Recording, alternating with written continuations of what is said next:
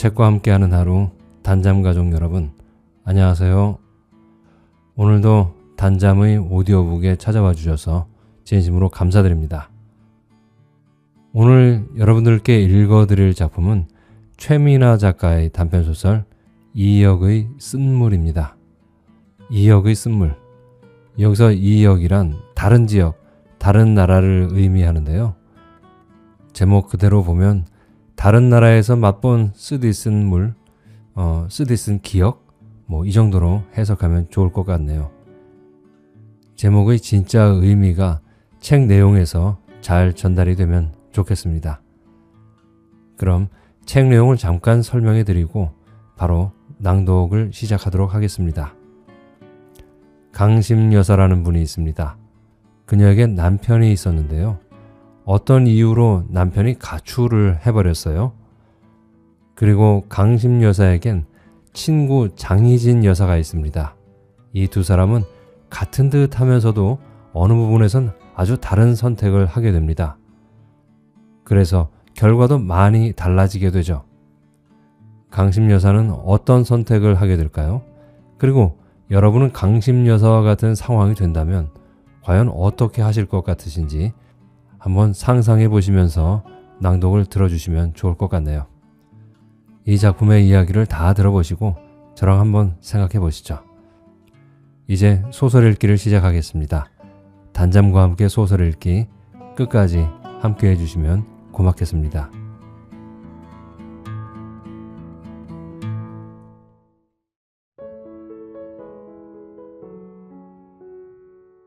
이역의 쓴물. 최미나. 떠나버린다는 것, 이 하늘, 이 땅, 아니 이 방구석에서 어느 날 홀연히 사라져버린다는 것은 생각할수록 그녀에겐 오금이 저리도록 신나는 노릇이 아닐 수 없었다.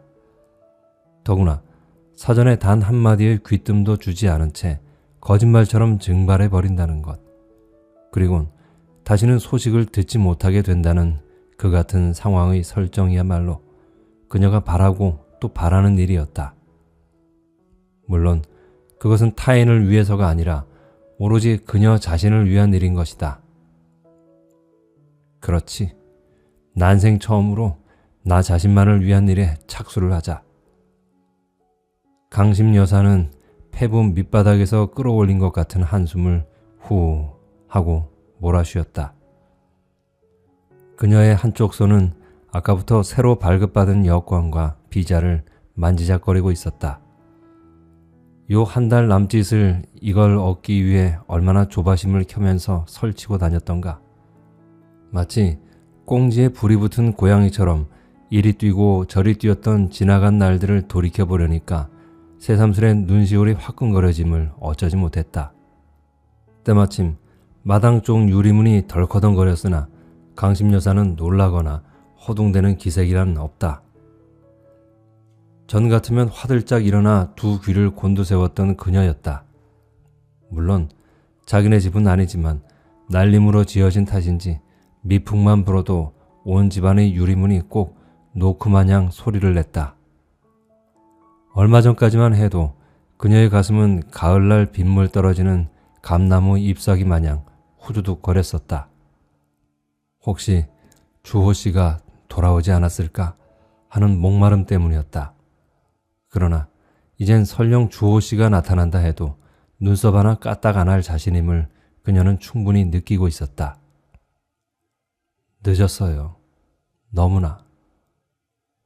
마치 주호 씨가 자기 앞에 와 있기라도 하는 것처럼 강심 여사는 메마른 소리로 중얼거리며 고개를 흔들었다. 그녀의 뇌리에는 약 4개월 전에 뜻하지 않았던 장소에서 정면으로 마주친 남편 주호의 멀거니 치켜뜬 눈동자가 뚜렷이 박혀 있었다. 장희진 여사가 집들이를 한다고 하여 회사 동료들과 몰려서 찾아간 바로 그 동네 어귀의 가게 안에서 주호 씨는 그야말로 존재하고 있었던 것이다. 그러니까 멀쩡히 살아있었던 것이다.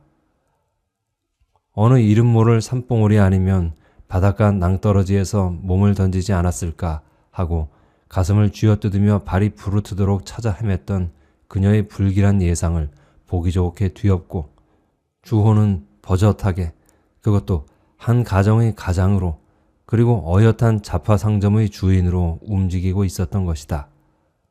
그런데 그 믿어지지 않는 사실보다도 몇 갑절 더 호된 충격으로 그녀에게 와닿는 것은 그날로부터 수사기 흘렀는데도 그녀 앞에 단 한 번도 모습을 드러내지 않고 있다는 바로 그 점이었다. 하지만 언제부터인가 더 이상은 그녀의 피는 거꾸로 치솟지 않았다. 거꾸로 치솟는 것도 너무 많이 되풀이되다 보니까 폭삭 내려앉고 말았는지 모른다. 아, 이젠 완전히 벗어났어. 강심 여사는 늘어지게, 그러나 조금은 의식적으로 기지개를 켰다. 이젠. 그녀는 이젠이란 말을 수없이 반복함으로써 그 지긋지긋한 굴레에서 해방된 자신을 확인하고 싶은지도 몰랐다. 그렇다. 이젠 그 악몽과도 같은 시간과 영원히 이별이다. 이별.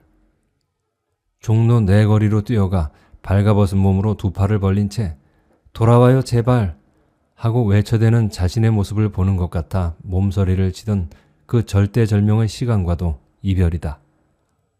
생활인으로서, 그리고 한 아내의 지아비로서 모든 능력을 깡그리 상실해버린 종이 호랑이를 눈에 가시처럼 대한 끝에 급기야 가출이라는 끔찍한 사태에 이르게 만든 자신에 대한 뉘우침으로 하여 통한의 쓴 잔을, 이홉들이 소주병을 바닥나게 만들었던 그 엄청난 무게의 시간과도 이별인 것이다. 이때 전화벨이 요란하게 울렸다. 강심 여사는 그제야 방 항복판에 두 무릎을 감싸하는 청승맞은 모습으로 앉아있는 자신의 모습을 깨달았다. 수화기를 들자 장혜진 여사의 카랑카랑한 음성이 귓전을 때렸다. 뭐해? 몇 시 비행기라고 했지? 오후 4시니까 2시경에 나가야 되겠어. 준비는 다 됐수? 그럼 가방 하나뿐인걸. 비행장엔 누가 나올 거요? 나올 사람이 어딨수? 아들, 며느리 아무도 안 나온단 말이야? 알리지도 않은걸. 정말? 아무리 그랬을까? 정말이라니까 그러네. 강심씨, 그래도 그렇지 큰아들한테만은 귀뜸을 해두지 않고. 강심 여사는 장혜진의 이런 점이 언제나 마음에 들지 않았다. 남의 아픈 데를 골라서 후벼 파기를 좋아하는 그 악취미에 절로 눈살이 찌푸려진다. 그렇지 않아도 끈끈하게 달라붙어 있는 두 아들과 두 며느리에 대한 생각을 떨쳐버리려고 안간힘을 쓰고 있는 터였다. 주호 씨의 가출을 순전히 강심 여사의 탓으로만 돌리고 있는 아들 부부와는 오래전부터 왕래가 끊겨 있었다. 아버지가 돌아오실 때까지 우린 이 집안에 얼씬도 하지 않을 테니 그리 아세요. 물론 강심 여사는 거기까진 참아낼 수가 있었다. 그러나 주호 씨와의 우연한 해우의 장면을 알리지 않을 수가 없었으므로 강심 여사는 오랜만에 큰아들 수직을 찾아갔다. 시종 냉랭한 표정을 한 채 듣고 있던 수직은 천만다행이군요. 아버지께서 잠시라도 안주할 곳을 마련했으니 우리로선 한시름 던 셈이지 뭡니까? 아니, 너 그걸 말이라고 하니?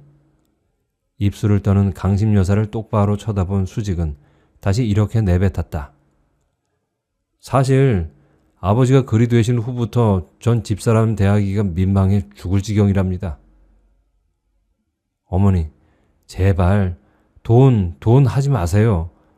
아버지가 돈을 벌지 못하게 되시자 얼마나 심하게 구박을 하셨습니까? 저도 겁이 난다고요. 장차 제가 정년퇴직해서 집안에 틀어박히게 되면 집사람도 틀림없이 그 본을 볼 게 아니냐고요. 부부간의 사랑이 오로지 돈으로만 저울질 된다면 세상은 무슨 맛으로 살아간단 말입니까? 아니, 꼭 돈 때문만은 아니었잖니? 강심 여사의 쇳소리가 섞인 목청엔 어쩔 수 없이 맥이 풀려 있었다. 그럼 뭐였나요? 전에 아버지가 활동하실 적에 두 분 사이가 얼마나 좋았는가는 우리가 다 아는 사실 아닙니까? 설령 퇴직금을 몽땅 날리고 집까지 팔아 없앴다고 하지만 그렇지만 그럴 때 따뜻하게 위로해주고 감싸줄 사람이 대체 누구란 말입니까? 안 그래요, 어머니? 수직의 한마디가 서슬 푸른 칼날처럼 그녀의 목덜미를 스쳤다. 그때 그녀는 다시 한번 암커미일 수밖에 없다는 자신을 실어도 느껴야 했다. 교미한 직후 수커미를 잡아먹는다는 암커미. 수커미를 잡아먹는 그 양분으로 새끼를 기르고 그 새끼는 또 어미거미를 잡아먹는 제 속으로 낳은 자식한테 호된 비난과 공박을 당하고 있는 꼬락서니는 영락없는 암컴이었다. 여보세요? 여보세요? 난 또 전화가 고장이 난 줄 알았지. 하기야 남의 재상에 감나라 대추나라 참견할 수 없지만서도 아무도 안 나온다면 내가 나가야 하잖아. 이따 공항에서 만나지 뭐 그럼. 시계는 12시가 다 되어 있었다. 아침부터 아무것도 먹지 않았는데도 시장기가 느껴지지 않는 것은 긴장감이 지나친 때문일까. 난생 처음으로 비행기를 타고 외국 나들이를 한다는 사실도 그렇지만 장 여사가 써준 소개장 하나를 의지한 채 도쿄 바닥을 누비고 다닐 일이 막막했다. 그리고 무엇보다도 그곳에 가서 일본말이 과연 이 입 밖으로 술술 나와줄지가 의문인 것이다. 여학교 졸업반 때 광복이 되었고 그 후 거의 일본말을 짓거려 본 적이 없는 그녀였다. 낡아빠진 걸레 조각을 내버리듯 기억의 저편으로 팽개친 지가 오래인 그 일본말이 40여 년이 지난 이제 와서 내 밥줄이 될 줄이야. 그녀의 입가에 쓴웃음이 번졌다. 공항 로비에서 30분가량 서성대고 있으려니까 사람들 틈 사이로 장 여사의 모습이 나타났다. 출국 수속 마쳤어? 장 여사가 대뜸 묻는다. 아니, 나도 지금 막 왔어. 강심 여사는 거짓말을 할 수밖에 없었다. 출국 수속을 할 줄 몰라 장 여사가 나타나기만을 고대하고 있는 참이었다. 빨리 서둘지 않고 이렇게 멍청이 서 있으면 어떡해. 스커트 자락을 펄럭이며 젠걸음으로 앞장을 서가는 장의 뒤를 강심은 졸랑졸랑 따라간다. 출국 수속 창구 앞에 이르자 장은 그 카랑카랑한 음성과 기민한 동작으로 강심을 대신하여 수속 절차를 밟아주었다. 강심은 마치 국민학교 아동마냥 등뼈를 고추 세운 채 장에게 바싹 붙어서 눈치만 살펴보고 있었다. 강심은 새삼스레 장에 대한 고마움이 뼛속 깊이 깨달아졌다. 장이 아니었더라면 애초에 일본행은 꿈도 꿔볼 수 없는 일이다. 보험회사에 1년가량 근무했다고는 하지만 세상 물정이라곤 깜깜절벽인 부엌대기에 불과한 강심에게 장은 이번 일에 대해 하나에서 10까지 마치 연필 잡은 고사리 손을 잡아주듯이 깨우쳐준 셈이다. 강심은 전에 장의 태도에 실망을 느끼고 그녀를 경원했던 적이 몇 번인가 있었다. 그러니까 장의 짐과는 어느 것 한 가지도 쓸모라고는 없는 저 짐덩어리를 대체 어떻게 하면 좋으냐고 차마 남에게는 말 못할 통사정을 나누어 온 사이였다. 어휴, 제발 그 매가리 없는 등신 좀 안 보면 살 것 같아. 왼종일 텔레비전 앞에서 줄담배나 꼬나물고 하는 짓이라곤 방귀나 뿡뿡 끼어대고 반찬 투정뿐이니 어휴, 어린애 우는 게 노인네 웃는 것보다 보기 좋다는 말도 있는데 정말이지 먹기 싫은 음식이라면 내다 버리기라도 하겠지만 오만상을 찌푸리며 늘어지게 푸념을 하고서야 그날의 근무를 시작하던 장희진의 입에서 어느 날 갑자기 그 등신이 우리 영감으로 돌변했을 때 강심 여사는 솔직히 어떤 배반감마저 느꼈을 정도였다. 아무리 등신이라도 영감은 있어야 하겠더라고. 보험일만으로는 성에 차지 않는다고 느닷없이 단칸 새방에다 결혼 중매소를 만들고부터는 남편의 도움을 얼마나 받았는지 강심으로선 알 수 없지만 시침 뚝 따고 그 같은 너스레를 입에 담는 것이었다. 그와 비슷한 일을 서너 차례 겪고서부터 강심은 장의 일관성 없는 태도에 신뢰감을 잃은 게 사실이었다. 그리고 희진은 새로 집을 장만한 뒤부터 은근히 강심의 부하를 돕구는 데에 취미를 붙인 것 같았다. 우리 나이에 지금 집장만 못하면 글렀다니까 그러네? 사람이 어째 그렇게 태평하지? 그뿐이라면 또 모른다. 돈 많은 호래비 교포가 있는데 강심씨하고라면 어울릴 것 같아. 율부리 너야. 한번 만나보기나 하라고. 믿져야 본전 아냐? 그 무렵만 해도 주호씨의 행방을 알 수 없어 비탄에 빠져있는 상태였는데 장은 호박이 넝쿨째 굴러왔다면서 큰 행운을 안겨다 준 것 마냥 공치사를 늘어놓는 것이었다. 게다가 더욱 우라가 치민 것은 장의 그 수작에 속절없이 넘어간 그녀 자신이었다. 아무리 될 대로 되라는 자포자기가 작용했다고는 하지만 그리고 한편으로는 마침내 나도 딴 남자를 안을 수 있게 되었다는 어떤 보상감이 그녀를 세차게 떠담인 것도 사실이지만 자신의 육체가 그토록 허망하게 비틀거릴 줄은 스스로 믿어지지가 않았다. 그 무렵 그녀는 길 잃은 어린아이가 되어 있었다. 그리고 그 뒷맛은 걷잡을 수 없는 혐오감뿐이었다. 도저히 섞여지지 않은 그 낯선 몸뚱이야말로 다시는 떠올리고 싶지 않은 다만 비계덩어리였을 뿐이었다. 이 골수에 사무친 고독은 그러니까 30여 년간 길들여진 주호, 그 사람이 아니고선 그 누구에게서도 구제받지 못한다는 것일까? 강심은 비계덩어리의 끈끈한 손길을 차갑게 뿌리치고 나오면서 헛소리처럼 중얼거렸다. 어쨌든 그런저런 일로 하여 희진과 대화하기를 꺼려온 터였다. 하지만 그렇다고 해서 그게 장의 전부냐 하면 그것은 아니었다. 보험계약이든 중매든 간에 한건만 올렸다 하면 강심씨 우리 맛있는 거 먹으러 가, 응? 하면서 곧잘 외식을 시켜줄 뿐 아니라 쇼윈도에 걸려있는 멋진 액세서리라든가 어쩔 땐 화사한 빛깔의 쇠타 등속을 사서 한사코 사양하는 강심에게 친구 좋다는 게 뭔데? 하고 강심의 핸드백에다 억지로 밀어넣기가 예사였다. 말하자면 미운정, 고운정이 다 든 사이라고 할까.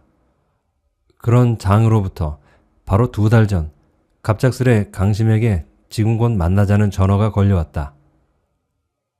아니, 그동안 어디서 뭘 했어? 소리 소문 없이 사라진 사람이 웬일이지? 회사를 그만둔 지 거의 1년 반 만에 나타난 희진을 대하고 보니 지난날이 씁쓸했던 기억이야 어쨌든 반가움이 앞을 섰다. 응, 나 돈 좀 버느라고. 사내마냥 장은 여전히 굵은 목소리로 껄껄 웃었고 강심은 강심대로 천착하는 눈초리를 들고 상대방의 위아래를 훑어보기에 바빴다. 아니, 이제 보니 신수가 훤해졌잖아.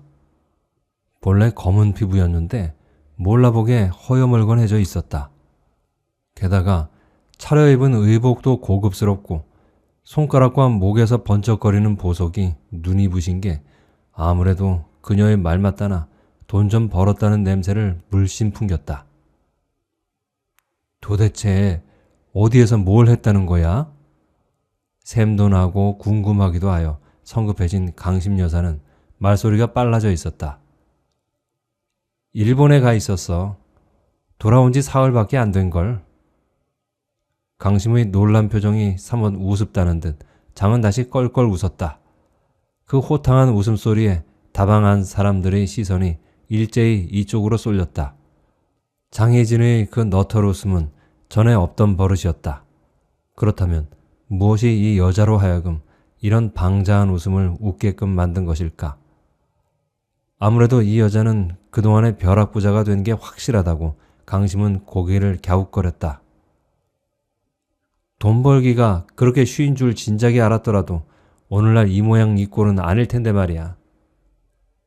이날 별나게 느물거리는 장혜진을 보고 있으려니까 마치 인생의 승리자와 낙오자가 마주 앉고 있는 것 같은 느낌이 들어 강심은 참담해지는 심정을 가눌 길이 없었다.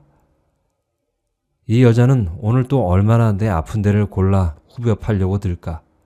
차라리 이쯤에서 적당한 핑계를 대고 헤어져 버릴까 보다.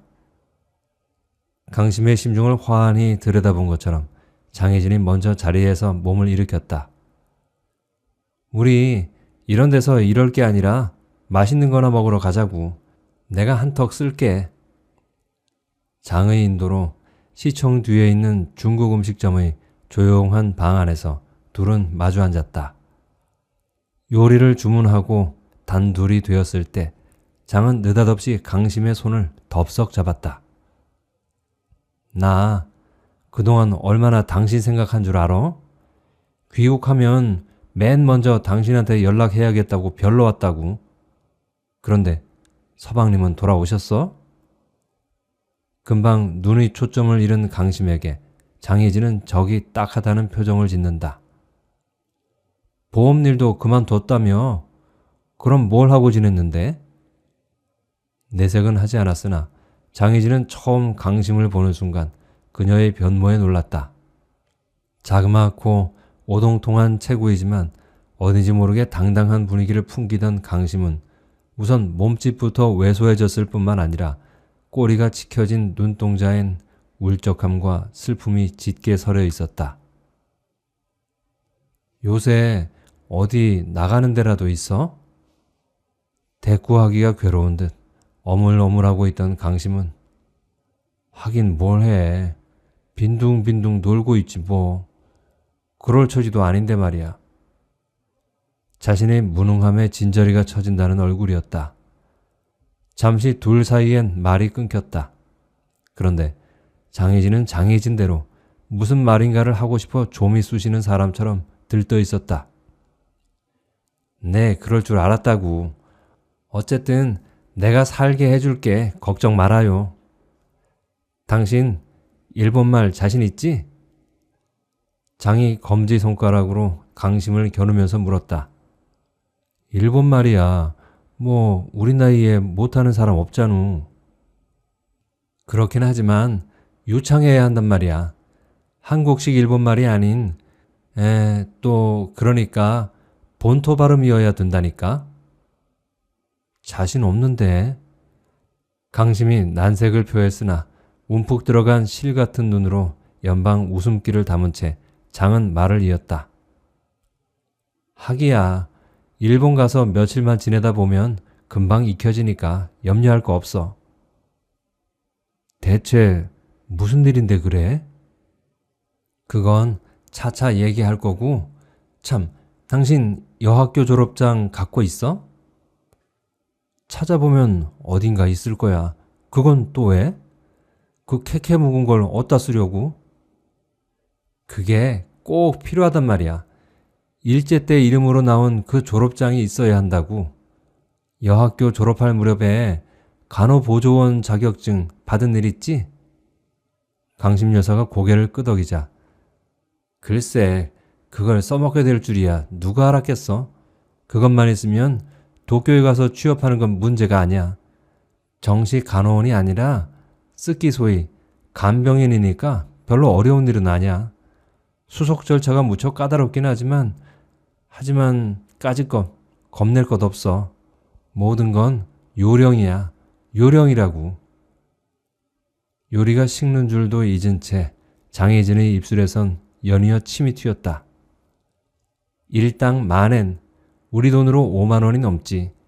하루도 쉬지 않고 일하면 한 달 수입이 160만 원. 그 정도는 거뜬히 벌 수 있다니까. 아니, 정말이야 그게? 그럼 정말이지 않고.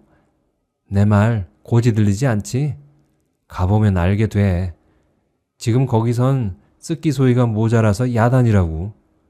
그런데 걔네들이 한국인을 꺼리는 건 예나 지금이나 마찬가지야. 병원에선 그런 대로 통하지만 가정집에선 아예 딱지 붙어 놓는다니까.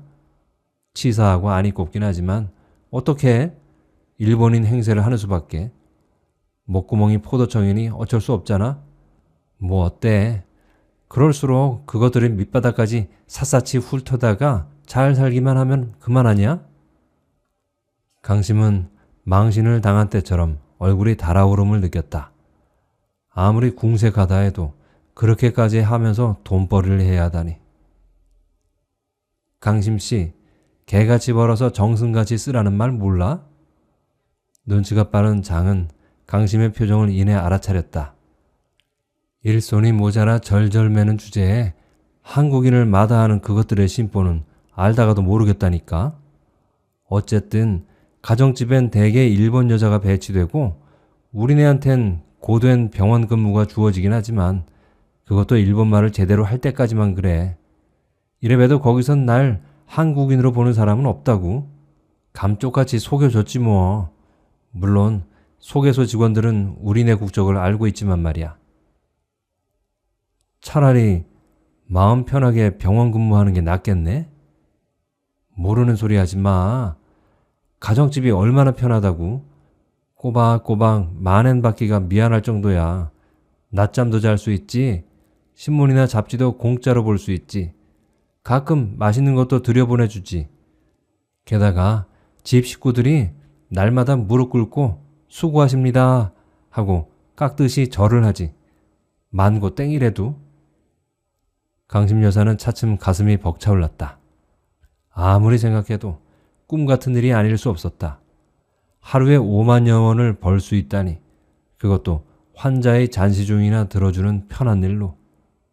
강심의 귀가 어느새 솔깃해지고 있었다.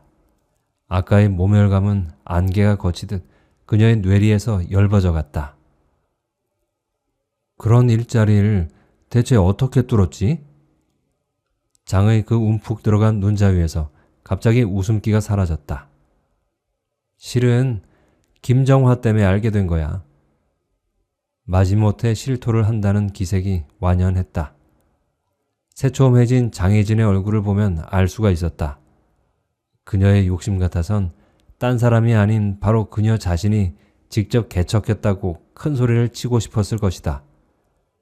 평소에 하찮은 일에까지도 똑똑한 척하는 성격이고 보면 충분히 수긍이 가는 점이었다. 아니, 김정화도 그럼 일본에 가 있단 말이야? 강심의 두 눈이 또다시 휘둥그레졌다. 김정화는 장보다도 강심과 더 친한 사이였다. 글쎄, 그 여우가 그동안 돈을 얼마나 번 줄 알아?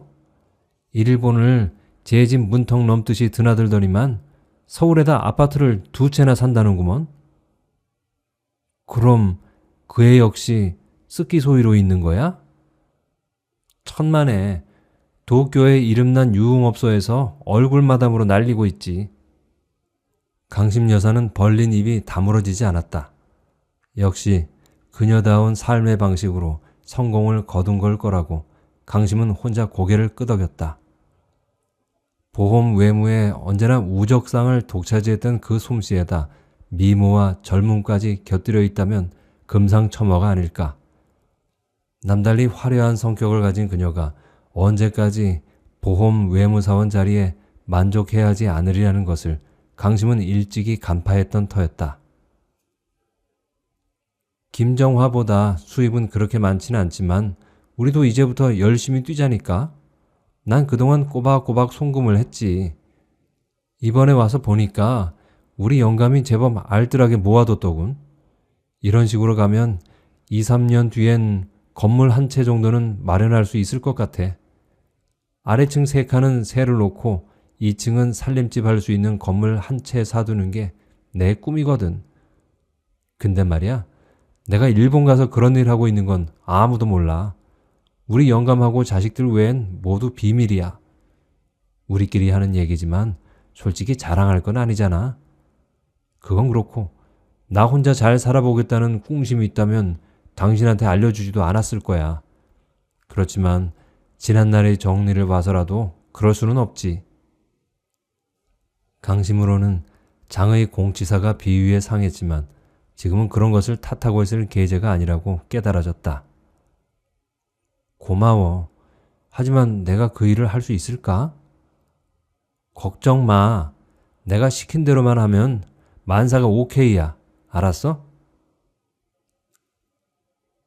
50평생 처음 타보는 비행기였다. 트랩을 밟았을 때까지만 해도 고공공포증이 있는 강심은 불안부터 앞을 섰다. 그러나 까마득히 높은 허공에서 시퍼런 바닷속으로 금방이라도 곤두박질을 칠 것 같은 현기증이 일지 않은 게 오히려 이상할 지경이었다. 풍선을 타고 아득히 올라가 아래를 내려다보는 그런 아찔한 느낌도 전혀 일지 않았다. 버스를 탄 거나 큰 차이는 없었으나 다만 고막이 찡하고 먹먹해진 것만 다를 뿐이었다. 가끔 고도를 낮추는 느낌이 없지 않지만 미리 멀미약을 먹어둔 때문인지 머리가 먹먹해진 정도에 불과했다. 그런데 정작 낭패한 것은 나리타 공항에서 내린 후부터였다. 공항버스를 무료로 탈 수 있다는 말을 장혜진으로부터 들은 바가 있어 무턱대고 요요기 행을 물었더니 공항 잡역부로 보이는 남자가 신주쿠로 일단 차를 타고 가서 요요기 행을 타라고 했다. 강심은 고개를 갸웃거렸다. 장혜진이 수십 번 알려준 대로 시행하려는 첫 단계에서 차질이 온 때문이었다. 장은 나리타 공항에서 내린 순간부터 순서대로 어떤 차를 타고 어디서 바꿔 타고 다시 어떤 출구로 나가서 어디행 지하철로 바꿔 타고 이런 식으로 손에 잡힐 듯이 알려주었고 강심은 강심대로 그것을 열심히 수첩에 적어 암기할 정도가 되어 있었다. 그러던 게 맨 처음에 아니올시다가 돼버린 것이다. 잠시 우두커니 서 있던 그녀는 마침 공항 직원으로 보이는 남자가 보이길래 그리로 다가갔다. 신주쿠로 가시려면 차표를 끊어야 합니다. 요금은 3,000엔. 어딘지 모르게 서툴고 어정쩡한 인상을 받은 듯 그 남자는 자기가 대신 표를 끊어다 주겠다고 했다. 신주쿠에서 내린 강심은 네온사인으로 뒤범벅이 되어 있는 신주쿠의 빌딩의 지하 계단을 내려가 오다쿠센을 집어탔다. 그런데 1시간이 넘도록 목적지인 니시후나바시역이 나오질 않았다. 안절부절을 못하고 있던 그녀는 몇 사람에게 니시후나바시역이 얼마나 남았느냐고 물었다. 니시후나바시는 이 선엔 그런 역이 없는 걸로 아는데요. 니시후나바시에 가시려면 지요다 행을 타가지고 오오데마찌에서 내려 도사이센을 타야 합니다. 빨리 내리시도록 하세요. 다음 역에서 내린 강심은 지하로의 계단을 수없이 오르내리고 혼마다 고개를 내밀다 보니 밤 9시가 넘어 있었다. 가방의 무게가 1000근이 되어 어깨를 짓누르고 있었다. 이젠 한 발자국도 더 나갈 수가 없을 만큼 지쳐버린 그녀는 가방을 홈바닥에 내려놓고 그 자리에 털썩 주저앉고 말았다. 아주머니, 길 잃으셨나요? 그 소리에 놀라 쳐다보니 2~3m 떨어진 곳에 매점이 있고 그 매점 안에서 한 초로의 여자가 고개를 내민 채 그녀를 바라보고 있었다. 강심 여사는 눈이 번쩍 뜨였다. 그 친절한 목소리에 끌려 자신도 모르게 가방을 들고 그리로 다가갔다. 차를 잘못 탔어요. 그런데 이 짐 때문에 더 이상 꼼짝할 수가 없으니 이걸 좀 맡아주실 수 없을까요? 내일 아침에 다시 와서 찾아갈게요. 서툰 일본말로 정신없이 씨부렁대었으나 매점 주인은 고개를 흔들었다. 이곳 매점에서는 남의 짐을 보관할 수 없게 되어 있다는 것이었다. 때마침 지나가던 한 남자가 흘낏 그 광경을 보고 걸음을 멈추었다. 아주머니, 대체 어딜 찾고 계시는데요? 하고 물었다. 40대 중반으로 보이는 어딘가 노동자 비슷한 인상을 주는 남자였다. 그래서 니시후나바시에 있는 나카가와 간호부 소개소를 찾는다고 했더니 여긴 도쿄가 아닙니다. 지바라고요.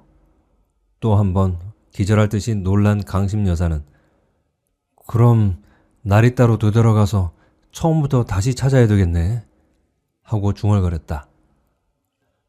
아주머니 한국인이지요? 묘한 웃음을 띄우면서 묻는 남자를 향해 강심 여사는 방심한 것처럼 멍한 얼굴로 고개를 끄덕였다. 초행이신가요? 그렇다고 하자 남자는 강심 여사의 가방을 번쩍 들었다. 내가 다니는 사무실이 이 근처에 있으니까 일단 거기다 짐을 놔두고 소개소를 찾아가도록 하시지요. 마치 지옥에서 부처님을 만난 것 같았다. 매점 주인도 잘 됐다고 고개를 끄덕거리며 미소 띤 눈으로 그녀를 배웅했다. 남자의 뒤를 따라 계단을 올라갔다. 그녀는 너무도 고맙고 미안해서 가방의 손잡이를 나누어 들 양으로 손을 뻗쳤다. 그 순간 남자가 비어있는 손으로 그녀의 손등을 덥석 누르는 것이었다. 강심 여사는 어이가 없었다. 일본인들은 음탕한 민족이라는 말을 어디선가 읽은 기억이 났다. 대체 이런 상황에서 손을 만지면 어쩌자는 것일까? 그녀는 마치 나무일처럼 멍청하게 그런 생각을 하고 있었다. 밖으로 나와 얼마 동안 걸어가니까 다 왔습니다. 무슨 건축사무소 간판이 보이는 단층 건물 앞에서 남자가 걸음을 멈추었다. 사무실에 불이 환히 켜진 것을 본 강심은 그제야 마음속으로 안도의 한숨을 내뿜었다. 마침 사장이 가지 않았군. 혼잣말로 중얼거린 남자는 사무실 문을 노크하고 들어갔다. 사장님, 길 잃은 한국 아주머니를 모시고 왔습니다. 도어 오른편 안쪽에 앉아 돋보기 너머로 서류를 들여다보고 있던 사내가 안경을 벗어들었다. 강심을 여기까지 데려다준 남자에게서 설명을 들은 그는 앞머리가 벗겨진 57, 8세로 보였다. 난 시나가와라고 합니다. 앉으세요. 맞은편 의자에 앉고 나서 강심은 죄송합니다. 이렇게 불쑥 들어와 폐를 끼치게 됐군요. 그녀의 어색한 말투를 흘려들은 사장은 회전 의자를 빙그르르 돌리더니 벽면에 붙어있는 도쿄시의 지도를 들여다보기 시작했다. 아까의 그 사내도 고개를 뽑아 함께 지도를 건너다 보았다. 혹시 댁에서 찾는 곳은 니시 후나바시가 아니라 지토세 후나바시가 아닐까요? 후나바시가 붙은 지명은 딱 두 군데밖에 없거든요. 분명히 니시 후나바시라고 했는데요. 뜻밖의 말을 듣게 된 강심은 마치 비명처럼 외쳤다. 가르쳐준 사람이 잠깐 착각할 수도 있지 않을까요? 내 생각엔 그쪽으로 가보시는 게 나을 것 같군. 순간 장혜진의 심술궂은 얼굴이 눈앞에 확대되었다. 설마 그녀가 고의로 잘못 가르쳐주진 않았을 텐데. 입술을 깨물고 있는 강심을 말없이 내려다보고 있던 아까의 그 사내가 진지한 표정을 하고 강심을 내려다보았다. 사장님의 말씀에 일리가 있어요. 어쩌다 말을 잘못 굴리다 보면 그렇게 될 수도 있죠. 강심이 결정을 내리지 못한 채 망설이는 걸 지켜보고 있던 사장이 곤혹스러운 표정을 드러내면서 타이르듯 말했다. 아주머니, 이렇게 한번 해보십시오. 여기서 도사이센을 타고 요요기 우에하라로 가서 오다쿠로 갈아타가지고 오데마찌에서 지요다센으로 갈아타십시오. 거기서 지토세 후바나시로 가시면 됩니다. 만일 거기서 찾으시거든 이 사무실로 전화를 주세요. 이 사람이 오늘은 숙직이니까요. 강심 여사는 고맙다는 인사말을 남기고 짐을 맡겨둔 채 그곳을 빠져나와 사장이 쪽지에다 적어준 대로 전철을 집어탔다. 그녀가 지도세 후나바시에 내린 시간은 밤 1시 20분이었다. 마침 파출소가 보이길래 들어가 낙가가와 소개소를 물었더니 바로 지척이라고 했다. 순경은 일부러 밖으로 나와 소개소 앞까지 데려다 주는 것이었다. 소개소 건물 앞에 섰을 때 그녀는 왈칵 눈물이 쏟아졌다. 마치 생의 종착역에 닿은 것 마냥 피로와 슬픔이 한꺼번에 그녀를 덮쳐 눌렀다. 무려 6시간 남짓을 비지땀을 흘리면서 다람쥐 쳇바퀴를 돌았다. 한국을 떠나올 때부터 내내 굶은 탓인지 곧 쓰러질 것 같았으나 목적지에 다다랐다는 흐뭇함이 그녀에게 새로운 힘을 솟구치게 만들었다. 그녀의 젖은 시야 속으로 들어온 2층 건물엔 모두 등불이 켜져 있었다. 이런 시간에 함부로 배를 눌렀다가 주인에게 혼뜨검을 당한 끝에 내쫓기기라도 한다면 무슨 꼴일까? 그렇다고 이처럼 지친 몸으로 밤이슬을 맞으면서 아침을 기다렸다가는 필경 쓰러지고 말 것이다. 잠시 갈팡질팡하고 있던 그녀는 마음을 굳게 다잡아먹고 배를 눌렀다. 염치불구하고 연거푸 누르고 있는데 정면 쪽 유리창에 반짝 불이 켜졌다. 이윽고 현관문을 여는 소리가 나고 남자의 퉁명한 목소리가 튀어나왔다. 누구요? 소장님을 만나뵈려고 한국에서 온 사람입니다. 기어드는 소리로 말했을 땐 잔등에 진땀이 끈적거렸다. 상대방은 뭐라고 투덜대더니 바깥문을 열어주었다. 내가 소장이요. 어떻게 여기를 알고 왔어요? 어둠 속에서도 36쯤으로 보이는 사내가 마치 신문조로 묻는다. 하리모토 아키에상의 소개로 지금 막 한국에서 왔는데요. 차를 잘못 타서 이제야... 정말 죄송해요. 꼭 여기서 일하게 해주십시오. 부탁합니다. 그녀는 거의 필사적이었다. 여기서 쫓겨나면 자신의 삶은 끝날지도 모른다. 비장한 분위기를 느꼈을까? 사내는 잠시 멈칫하는 기색이었다. 하지만 이런 시간에 너무하시는 거 아닙니까?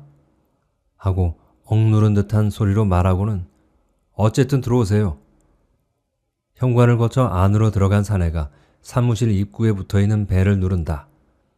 이내 부시시한 모습의 40대 여자가 잠옷 위에 낡은 홈가운을 걸친 채 나타났다. 이 손님을 방으로 안내해요. 소장은 그 여자와 강심에게 동시에 말했다.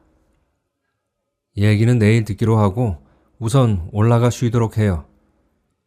강심은 허리를 굽혀 인사하고 여자와 함께 2층으로 올라갔다. 안내를 받은 곳은 널따란 다다미 방이었다. 여자가 불을 켰다. 그러자 저마다 구석을 차지하고 잠들어 있던 여자가 셋. 일제히 이불을 뒤집어 써버린다. 유일하게 문 쪽 한 면만이 비어 있었다. 시트 가져왔수? 여자가 오시일에 일본식 다락에서 이부자리를 꺼낸 다음에 물었다. 가방을 남의 사무실에다 맡겨두고 왔기 때문에 지금은 없다는 말에 그럼 하는 수 없지. 오늘 밤은 그냥 덮고 자는 수밖에. 전깃불을 끄고 자요. 여자가 나가려고 할 때 강심은 다급하게 그 앞을 막아섰다. 아주머니, 배가 고파 죽겠는데 이 근처에 식사할 데 없나요? 갑자기 치민 공복감 때문에 강심은 서 있는 다리가 달달 떨렸다. 요 건물 뒤쪽에 음식점이 많아요. 뒷문을 가르쳐 줄 테니 따라와요. 뒷길은 좁다란 골목이었다. 그 골목을 빠져나가 보니 바로 건너쪽에 불이 환히 켜져 있는 음식점이 보였다. 거기서 계란덮밥으로 요기를 하고 그녀는 속에서 숙소로 돌아오자마자 나무 토막처럼 잠자리에 쓰러져 정신없이 잠속으로 잦아들었다. 그녀가 눈을 뜬 것은 이튿날 아침 6시였다. 낯선 여자들의 얼굴을 멀거니 번갈아 보고 있는데 세 여자 중 가장 나이가 들어 보이는 쪽이 강심에게 말했다. 6시엔 전원 기상을 하는 게 이곳 규칙이에요. 그야말로 본토 발음이었다. 다른 두 여자도 50대 초 정도로 보였고 주고받는 일본말의 발음으로 봐서 일본인이 분명했다. 그때 아얏! 하는 비명소리가 한 여자의 입에서 튀어나왔다. 유리창을 열다가 손가락을 다쳤는지 손가락을 입에 대고 호호 부는 것을 본 강심은 내심 어이가 없어 잠자코 앉아있는데 그러고 보니까 다른 두 얼굴도 한국인의 인상을 지울 수가 없어 보인다. 모두 일본인 행세를 하는 것은 어쩔 수 없다 하지만 최소한 이 소개소에서까지 그럴 필요가 있을까? 강심은 그 여자들이 갑자기 천박하고 추하게 비쳤다. 강심 여사는 잠자리를 치우고 서둘러 청소에 가담했다. 그녀의 담당은 긴 복도를 쓸고 닦는 일이었다. 그런 다음엔 화장실 청소가 떠맡겨졌다. 신참자에겐 그런 노역이 주어지는 게 이곳의 관례로 되어 있는 것일까? 잠시 후 젊은 여자가 방문을 열고 아침 인사를 하고는 인원을 점검한 후 문을 닫았다. 여자들은 저마다 화장을 하고 옷을 갈아입기에 바쁘다. 그런 다음엔 차례대로 주방으로 들어가 간단한 아침 식사를 만들어 먹고 나오는 것이었다. 다다미방 바로 옆에 명색분인 주방이 딸려 있고 가스레인지에다 10엔짜리 동전을 집어넣으면 곧장 불길이 올라오는 게 강심으로선 진기한 광경으로 비쳤다. 그리고 그녀들은 빈말로라도 빵 한 개 먹어보지 않겠느냐 권하는 법이 없었다. 여자들의 그 같은 태도에 강심은 자기가 지금 외국에 와 있다는 실감을 피부로 깨닫고 있었다. 여자들은 이윽고 손가방 하나를 챙겨들고 바쁘게 방을 빠져나갔다. 이때 방 안에 설치된 마이크에서 야나기 고고상 사무실로 와주세요 하는 젊은 여자의 어나운스먼트가 들렸다. 처음엔 딴 사람을 찾는 줄 알고 무심코 앉아 있었다. 한참 만에야 그것이 자신의 일제 때 이름임을 상기한 강심은 벌떡 일어나 허둥지둥 아래층 사무실로 내려갔다. 이 옆방에 가서 강습을 받도록 하세요. 아까 잠깐 방에 들어왔던 젊은 여자가 턱으로 옆방을 가리켰다. 10평 남짓한 방 안엔 비디오와 TV 세트 한 대가 보일 뿐 그녀 이외엔 다른 수강생은 없었다. 강습이라고 해서 무슨 이론 공부를 시키려는가 싶었는데 환자를 간호할 때의 주의사항 몇 가지와 스키소이가 해야 할 몇 가지 작업 광경을 찍은 필름을 보여주었을 뿐이었다. 시트를 교환하는 방법과 욕창을 방지하는 법과 관장을 시키는 법 등을 배울 수가 있었다. 야나기상, 잠깐 이리로. 강습실 방을 놓고 하는 소리에 강심은 일어나 다시 사무실로 들어갔다. 소장실로 가보세요. 아까의 그 여자가 사무실 안쪽에 붙어있는 도어를 가리켰다. 어젯밤의 젊은 남자가 고개에 힘을 준 모습으로 회전 의자에 앉아 있었다. 그는 대뜸 지금부터 일을 나가라는 것이었다. 강심은 눈앞이 핑그르르 돌았다. 이렇게 빨리 일자리가 생길 줄은 예상도 못해본 일이었다. 장희진으로부터 들은 바에 의하면 서류, 즉 여학교 졸업장이 통과되는 과정도 그렇고 또 일본어 시험에 합격되어야 하는 등 이만저만 까다로운 절차가 아니라는 것이었다. 게다가 평소에 예의범절에 세심한 주의를 해야 한다고 신신당부하는 말을 들었기 때문에 강심은 최소한 한 달 정도는 그런 일에 시달려야 하는 줄 알고 있었다. 대체 왜 필요 이상으로 내게 겁을 준 걸까? 강심은 장의 속셈을 가늠하기가 어려웠다.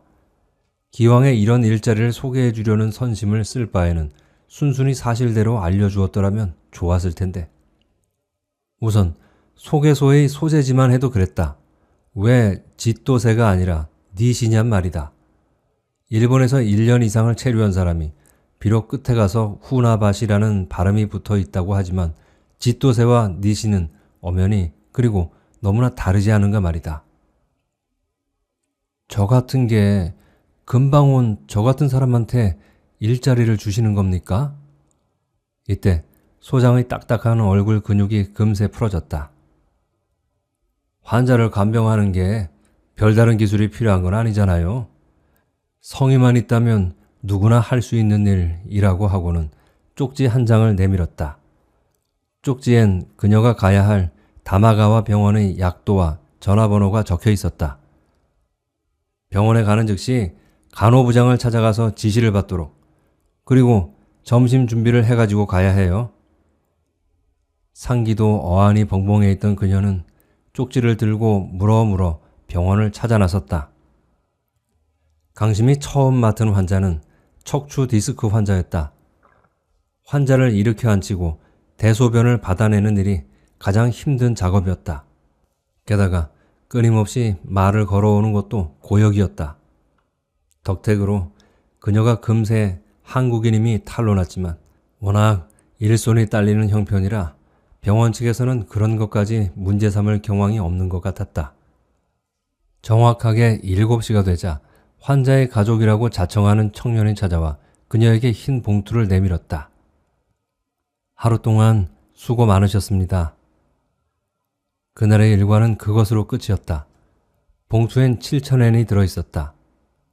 5.8대 1의 환율이니까 강심은 머리로 계산기를 눌러보았다.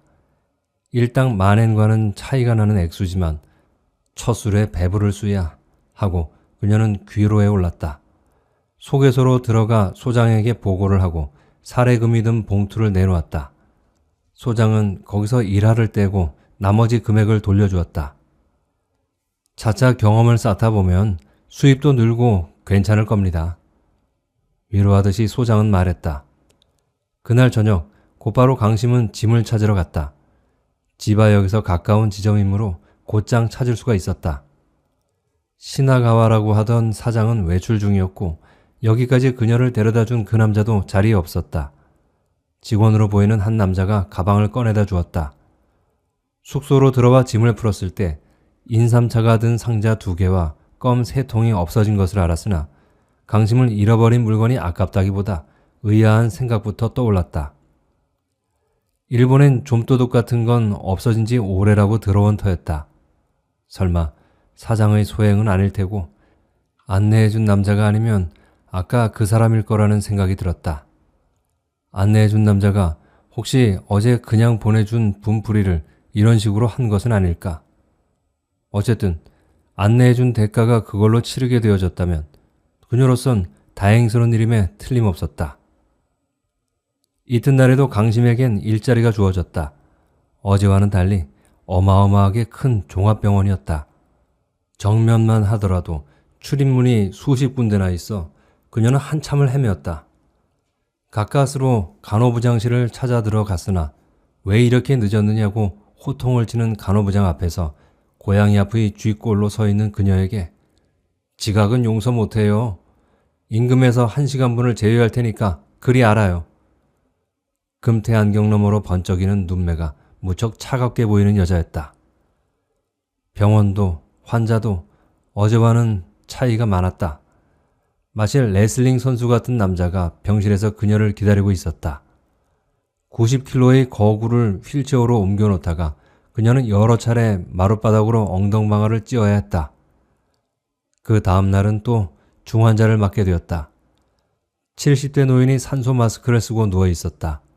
그날 강심은 종일토록 간호원을 찾아다니느라고 많은 시간을 소비했다. 산소 마스크를 잘못 다루다가 환자를 죽게 만들 수는 없는 일이므로 그녀는 겁이 났던 것이다.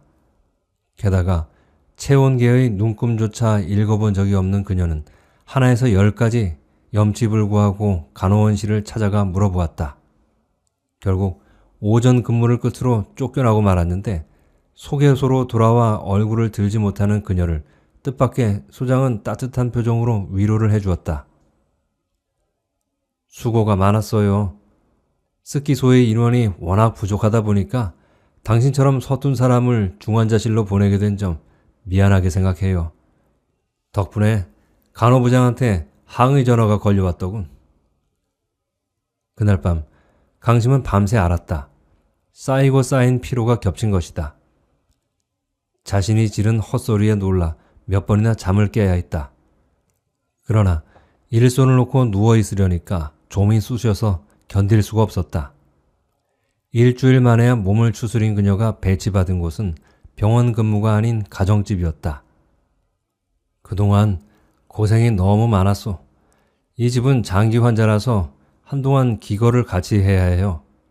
수입도 병원보다 많고 비교적 편하게 지낼 수 있는 곳이니까 걱정할 것 없어요. 그녀가 찾아간 곳은 전형적인 일본식 주택이었다.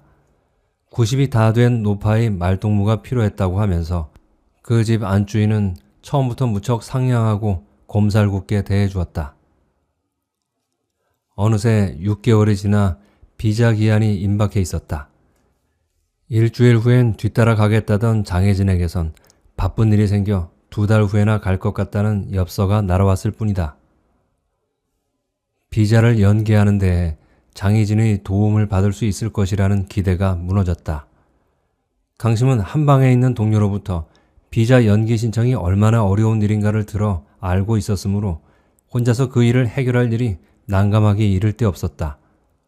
그러니까 그녀가 일본으로 일자리를 찾아온 6개월 동안에 한국에선 워낙 많은 인원이 일본의 N을 벌기 위해 몰려오는 바람에 비자 기간을 3개월로 줄였을 뿐 아니라 주1 대사관에서 연기 신청을 거의 받아주지 않고 있는 상태였다.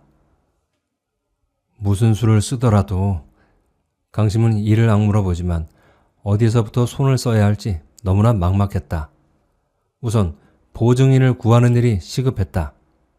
일본 사회의 저명 인사라면 문제는 어렵지 않다는 것인데 저명 인사커녕은 아는 사람이라곤 하나도 없는 이곳에서 누구를 찾아가야 한단 말인가. 장혜진은 어떤 방법으로 1년 이상을 체류할 수 있었는지 그 점에 대해선 한마디도 들은 바가 없었다. 비자 기간 열흘을 앞에 두고 강심은 초조한 모습으로 짐을 싸들고 소개소로 돌아왔다. 열흘 동안에 비자 연장 신청을 해결하지 못하면 꼼짝없이 귀국하는 도리밖에 없는 것이다. 그동안 벌어놓은 돈은 거의 한 푼도 쓰지 않고 고스란히 저금을 해두었지만 이 정도의 액수 가지고는 아무것도 할 수가 없다. 최소한 3년은 더 벌어야 한다고 그녀는 입술을 깨물었다. 아니, 6년은 더 버텨야 할 것이다. 야나기상, 드디어 보찜을 쌌군 그래? 가방을 들고 들어오는 강심을 보면서 쓴웃음을 짓고 있던 소장이 잠깐 얘기할 게 있으니 소파에 앉으라는 것이었다. 야나기상의 비자 기한이 다 됐다죠? 연장할 가능성이 있는 거요? 근심스런 낯빛을 하고 소장이 물었다. 야나기상의 근무 성적이 양호해서 나로선 놓치고 싶지가 않아요. 난 이날까지 누구의 보증을 서준 일이라고는 없는 사람인데 이번만은 그럴 수가 없군. 내 삼촌이 유명한 변호사요. 그분한테 당신의 보증을 서달라고 때를 써볼 작정이요. 강심은 하마터면 엉엉 울음보를 터뜨릴 뻔했다. 궁하면 통한다더니 이런 기적이 나타날 줄이야. 그런데 이 일은 절대 비밀이요. 아무에게도 말하면 안 돼요. 그 점은 염려 마세요. 어떤 일인데 그걸 발설하겠어요. 목매인 소리로 강심은 대답했다.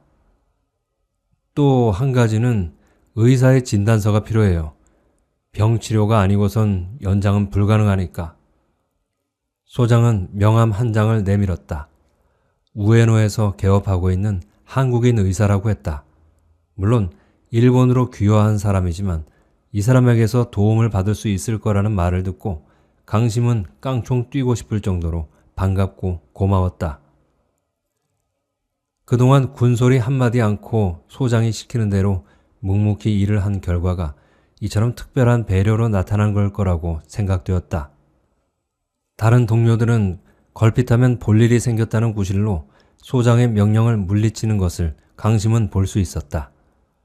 힘든 일자리는 어떻게 해서든 꾀를 부리고 가지 않으려 버티는 것이었다.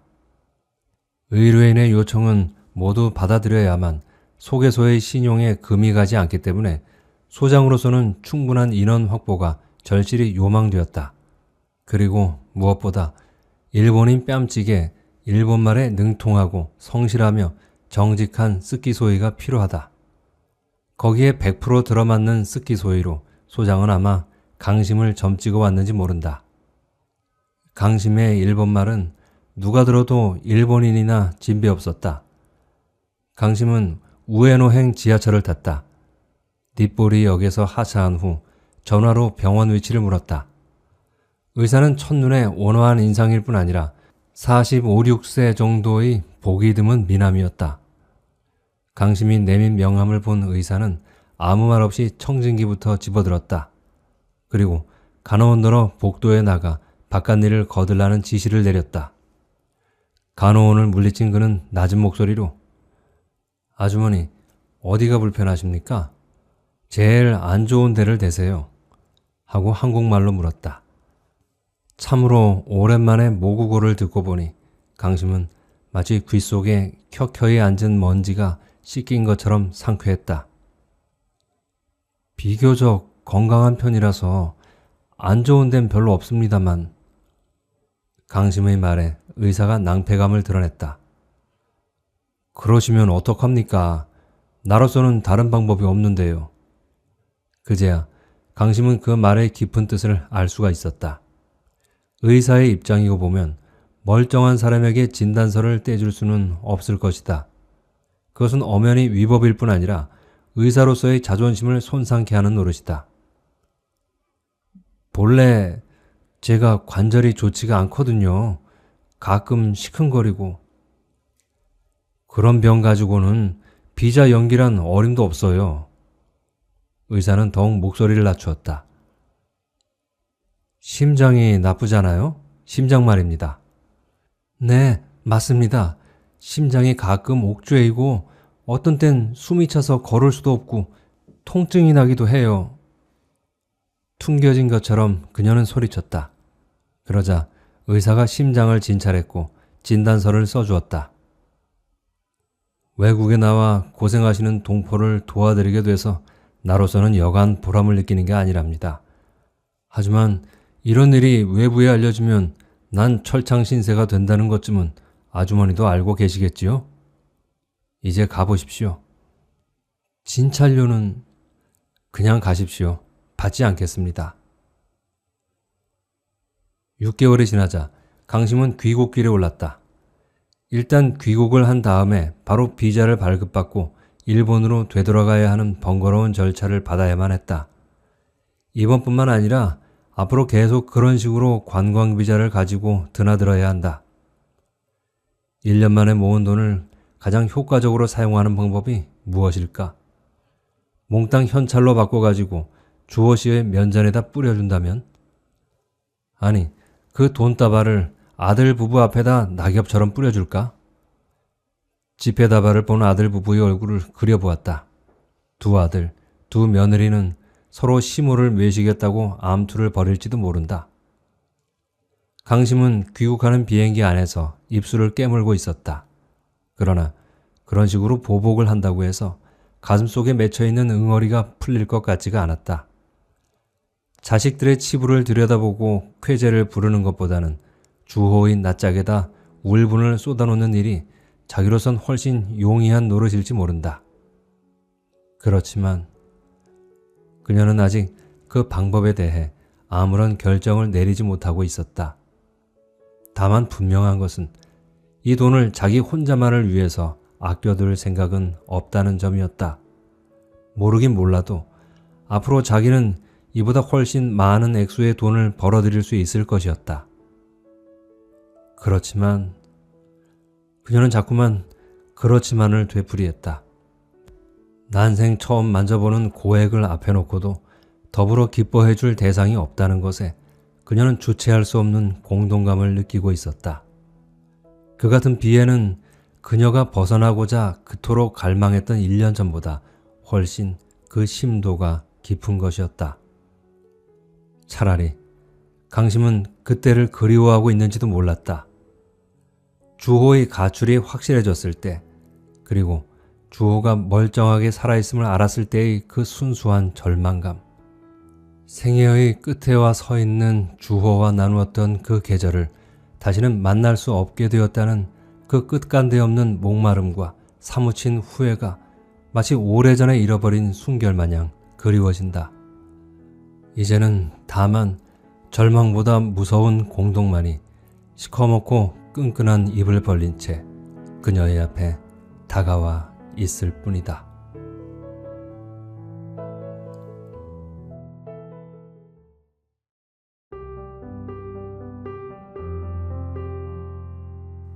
재밌게 들으셨나요? 일본에서 돈을 참 많이 벌어서 돌아왔는데 강심 여사의 마음이 좀 공허하게 느껴집니다. 저는 일단 다 읽고 난 후에 바로 드는 생각이 몇 가지가 있는데요.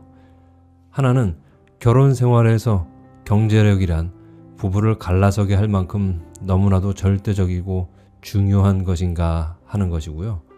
두 번째는 누군가와 삶을 나눌 수 없을 때의 공허함에 대한 생각이었습니다. 일단 첫 번째부터 말씀드리겠습니다. 강심 여사와 남편 주호가 서로 떨어지게 된 가장 큰 이유가 뭐였나요? 돈이었죠. 네, 바로 남편 주호의 무능력한 경제력, 돈 때문이었습니다. 아마 남편이 정년퇴직을 한 모양이에요. 여러분들도 다 아시다시피 남자가 직장을 다니다가 나이 들어서 정년퇴직을 하게 되면 다시 새로운 일자리를 찾는 것이 상당히 어려운 일이에요. 이건 여자분들도 마찬가지죠. 일을 못 찾으니까 집안에서 살다시피 하게 되고 그런 모습을 보는 아내도 답답하고 힘들었을 겁니다.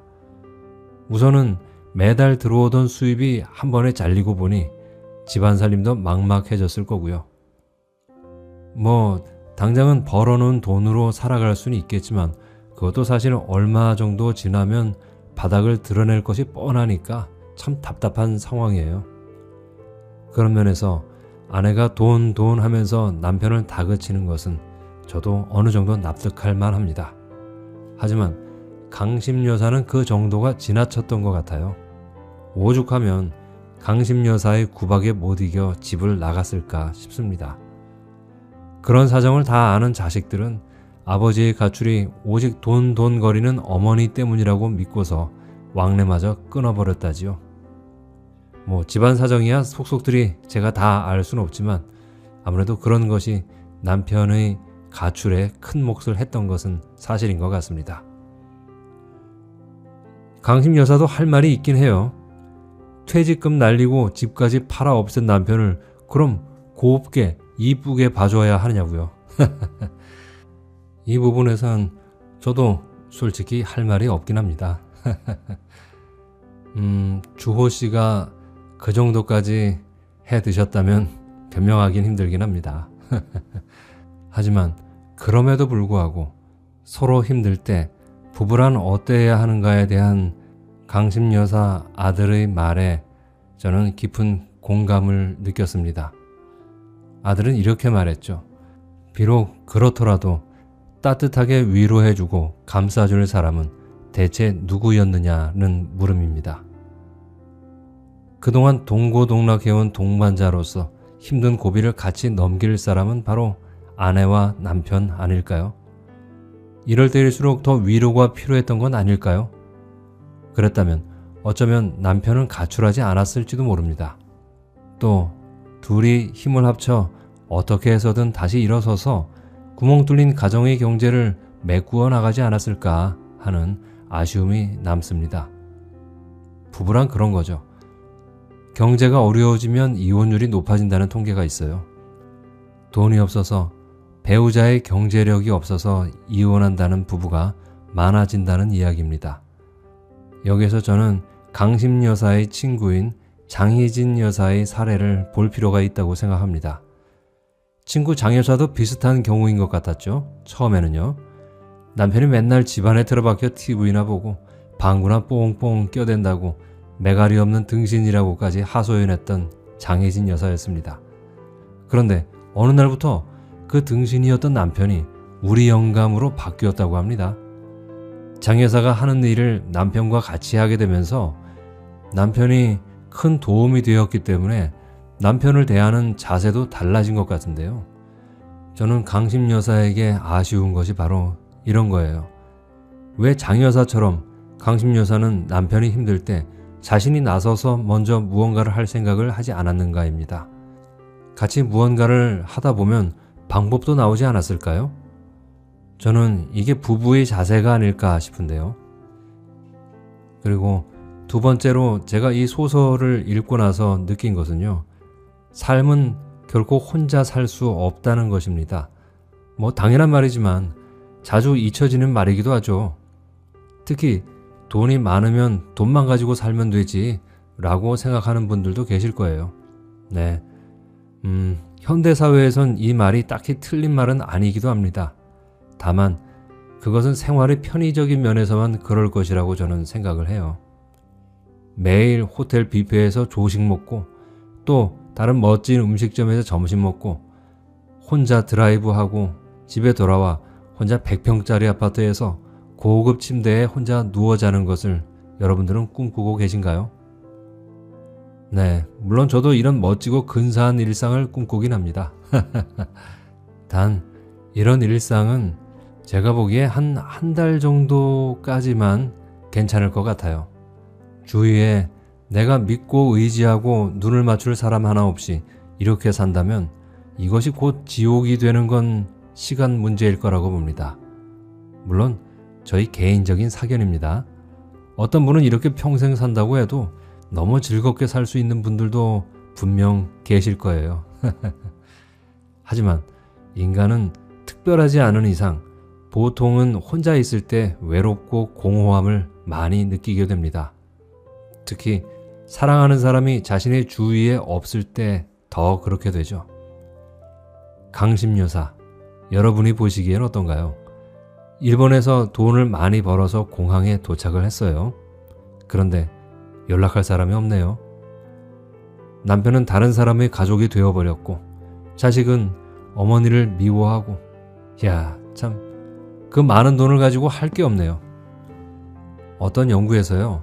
사람이 가장 행복을 느낄 때가 언제인지를 조사를 해봤는데 그때가 언제인지 여러분들은 혹시 짐작하시나요? 결론을 말씀드리면 내가 돈이 많았을 때보다 내가 무언가를 더 가지고 있었을 때보다 더 큰 행복을 느낄 때가 있다고 하네요. 그때가 언제냐면요.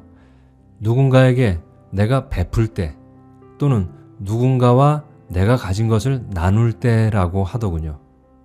네, 사실이 그래요. 힘든 사람을 도울 때 뭔가 뿌듯하지 않았나요? 밑에서부터 뭔가가 올라와서 가슴을 뻐근하게 하는 그런 느낌이요. 그게 바로 행복의 느낌이라고 합니다. 행복 별거 없죠. 서로 의지하고 도울 때 바로 거기에 행복이 있습니다. 결코 돈에 있지 않아요. 물론 돈 그거 필요하긴 합니다. 저도 필요해요. 없으면 안 되죠. 또 없으면 굶어 죽을 수도 있으니까요. 하지만 그보다 먼저 같이 그 돈을 만들고 같이 쓸 사람이 더 중요하다는 사실을 잊으면 안 될 것입니다. 강심여사의 공허함이 깊어지는 이유가 바로 거기에 있거든요. 여러분들은 어떤 삶을 살고 싶으신가요? 돈보다는 마음의 행복을 쫓는 우리들이 되었으면 좋겠습니다. 지금까지 단잠의 아주 주관적인 감상평이었고요. 최민아 작가의 이역의 쓴물을 읽어드렸습니다. 끝까지 함께 해주신 단잠 가족분들께 감사드립니다. 저는 책과 함께하는 하루 단잠이었습니다. 오늘도 행복한 하루 되길 바라고요. 다음에 뵐 때까지 행복하고 편안한 시간 보내세요. 그럼 저는 다음 시간에 또 뵙겠습니다. 단잠 가족 여러분, 다음에 또 봬요.